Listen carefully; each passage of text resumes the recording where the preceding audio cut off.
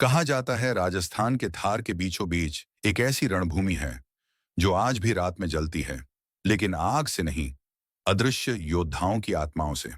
इस स्थान को अमर रेत कहा जाता है। किसी को नहीं पता ये नाम किसने दिया, क्योंकि इस भूमि पर कोई लौट कर नहीं आया। कथा आरंभ।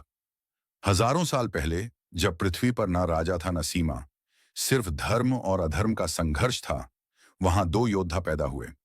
एक था वीर हर्ष केतु, सूर्यवंशी कुल का, जो धर्म के लिए लड़ा करता था। दूसरा था अरिष्टनाश, जो असुरों की संतान था, पर मनुष्य का रूप धारण कर चुका था। दोनों में बचपन से बैर था, क्योंकि एक प्रकाश का दूत था और दूसरा छाया का। युद्ध का बुलावा एक दिन ब्रह्मा जी ने घोषणा की, जिसने सत्य की रक्षा की वही पृथ्वी का रक्षक कहलाएगा। हर्षकेतु ने धर्म की सेना जुटाई। अरिष्टनाश ने अंधकार की शक्तियों को बुलाया। नाग, भूत और भस्मासुर जैसे प्राणी उसकी ओर थे।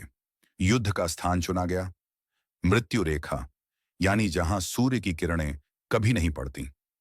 युद्ध का दृश्य 3 दिन और 3 रात तक धरती कांपती रही। आकाश में बिजली नहीं, आत्माओं की चमक थी। हवा में तलवारों की टकराहट नहीं, मंत्रों की गूंज थी। जब चौथे दिन हर्षकेतु ने ब्रह्मास्त्र उठाया, तो अरिष्टनाश ने उसे रोकने के लिए अपना प्राण ही शस्त्र बना लिया। दोनों के टकराने से एक ऐसी शक्ति उत्पन्न हुई जिसने पूरे क्षेत्र को समय से बाहर कर दिया। गुप्त रहस्य कहते हैं, उस युद्ध का अंत कभी हुआ ही नहीं। जो लोग उस जगह जाते हैं, उन्हें घोड़ों की टापें और शंखनाद सुनाई देता है।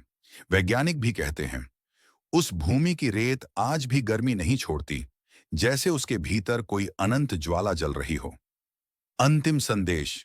स्थानीय संत कहते हैं, वह युद्ध धर्म और अधर्म का नहीं था, बल्कि प्रकाश और अंधकार के भीतर के संतुलन का था।